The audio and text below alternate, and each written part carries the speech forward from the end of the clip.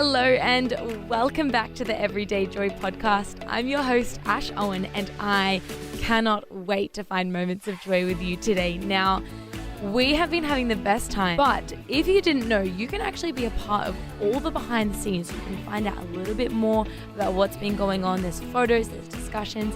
If you just jump onto the Everyday Joy Facebook community page, you can be a part of the conversation. Let's jump into today's words to live by.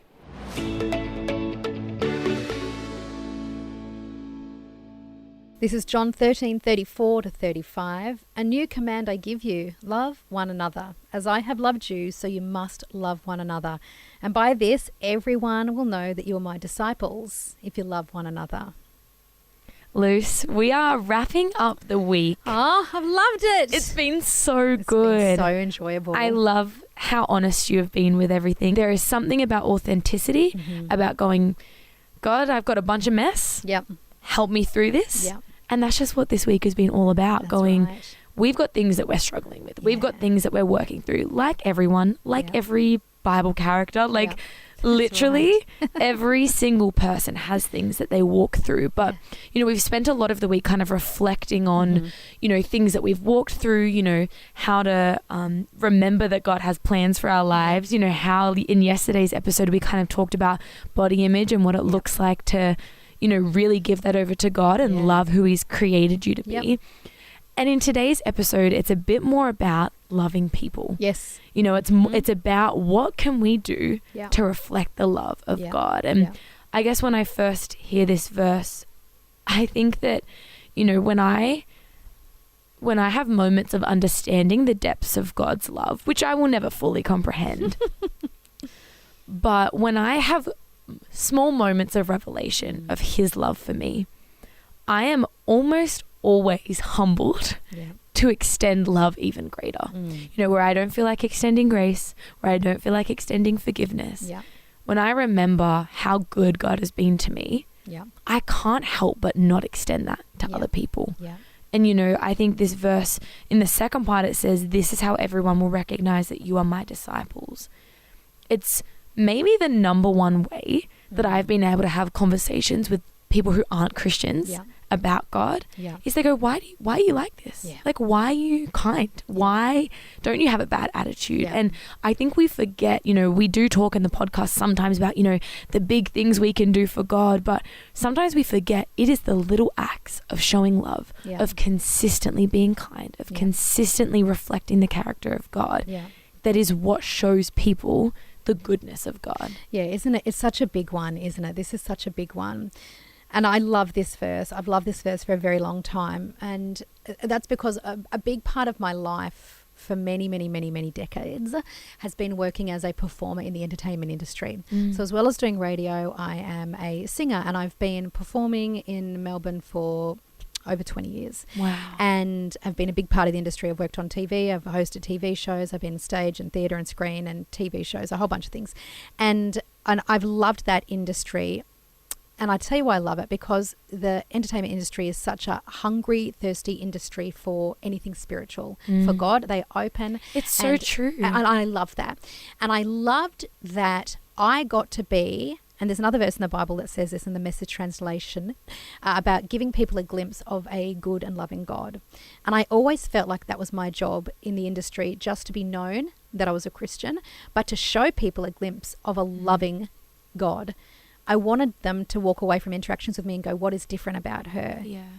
I want whatever that is. And that has driven me for a really long time, especially I think in recent times where there are some facets of Christianity that can be very loud and very angry and very nasty.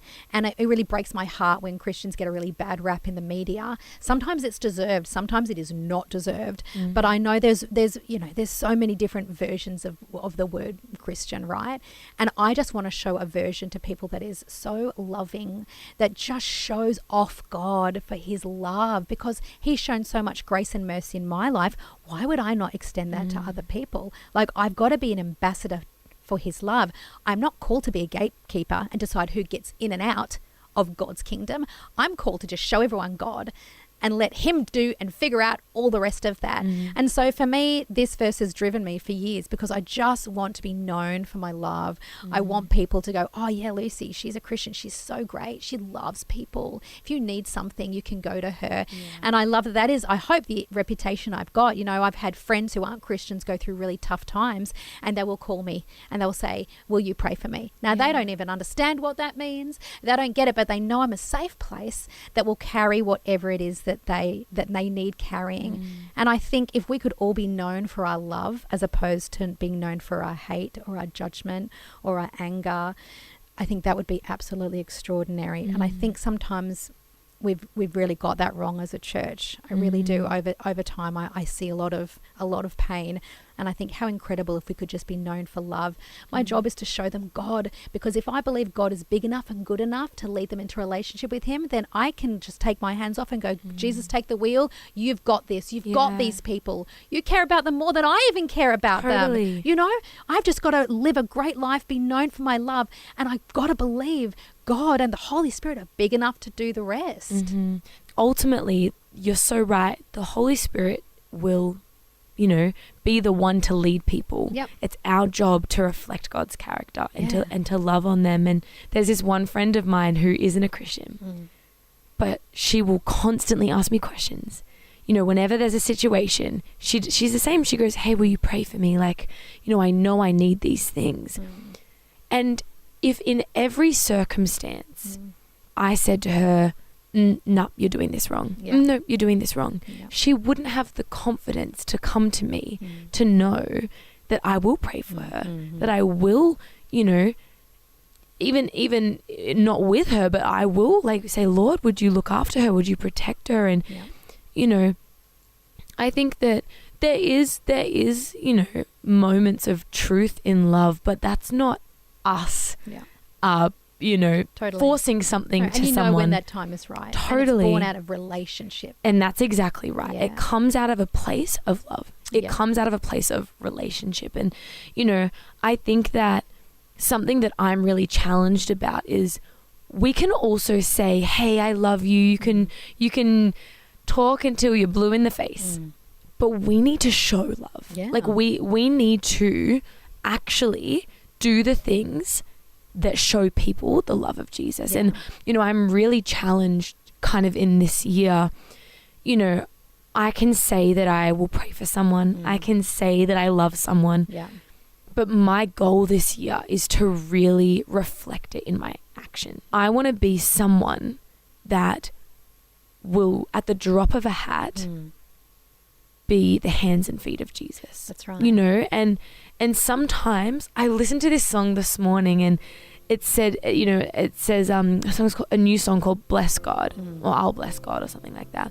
And the lyric says, I'll bless you in the inconvenient. And I think so often we think that love is easy. We think that love is easy and convenient. But whether it's in a relationship, whether it's in a friendship, no matter what it is, love isn't always convenient. And I think what this verse really just shows me is we need to actively decide to love on people. That's right. It's a decision that we pre-make that we need to then follow through with. And it's easy to love the lovely. It's easy to love the people that look like you, sound like you, talk like you in your sphere of influence. It's so easy. And yes, by all means, love those people. But what about loving the unlovely or the ones, the undesirables or the least of these? I'm so inspired by who Jesus hung out with. He was hanging out with the worst of the worst, and the religious people at the time came for him and they're like, you're ruining your reputation from hanging out with all these people. And he's like, cool, no problem with that. Didn't come for you, I came for these. He goes, when you're sick, you call a doctor. He goes, you guys are healthy, so you don't need me. And I was like, oh, I love that, because that drives me, hanging out with people of all different shapes and spheres. You know, many years ago when I was 18, I was hanging out with a lady at work. I worked in the city in Melbourne, and her lifestyle was completely the opposite to my lifestyle, but she became a friend. And I remember after a few weeks, she asked me what I was doing on a weekend. I said, I'm going to church. And she went, what do you mean? And I said, oh, I go to church. I remember I was so wide-eyed and 18. She's like, I don't know. She goes, I don't believe you. And she laughed. And I said, no, I go to a church. And she looked at me, she goes, but what, you're a Christian? I said, yeah, I'm a Christian. And she goes, I don't believe you. I said, why not? She goes, because you're so lovely to me. She goes, and Christians hate my kind. And that broke my heart into 1 billion pieces and has driven me for decades. Yeah.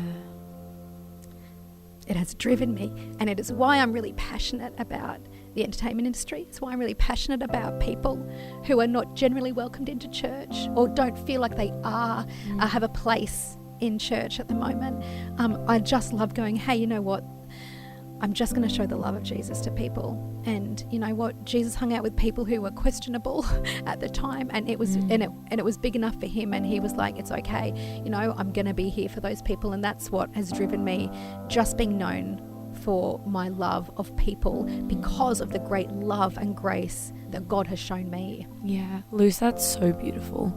And I think that if we get anything out of today's episode, it's to learn how to love better and actually go, Lord, help me to love even greater. Help me to show your grace, your love to every single person that I encounter. Yeah.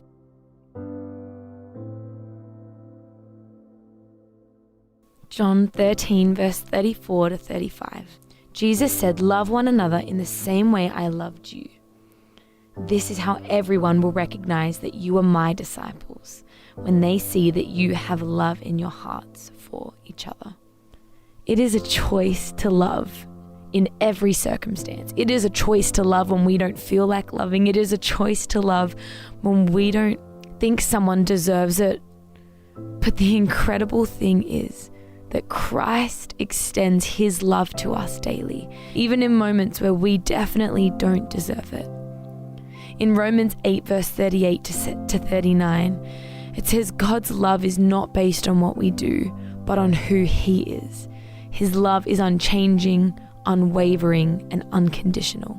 You know, so often we think that love is something that we should just receive, but love is something that we need to serve and give to other people. Let's be the hands and feet of Jesus by extending love, by actively choosing to show love to everyone.